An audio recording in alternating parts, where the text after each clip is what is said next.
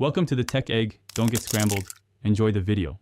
In this video, I will show how to make meringue pie in Dreamlight Valley. First, you'll need to gather 3 specific ingredients. Then, we'll head to a cooking station to combine them. This guide will walk you through each step, ensuring you can easily create this delightful dessert for energy or to complete quests.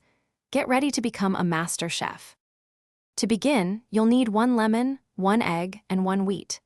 Lemons are easily harvested from trees in the Forest of Valor and the Glade of Trust. For the egg, simply visit Ramai's restaurant and buy it from his pantry. Finally, wheat seeds can be purchased from Goofy's stall in the peaceful meadow, then grown quickly. Once you have your lemon, egg, and wheat, head to any cooking station. Place all 3 ingredients into the pot. Remember, you'll also need 1 piece of coal to power the stove.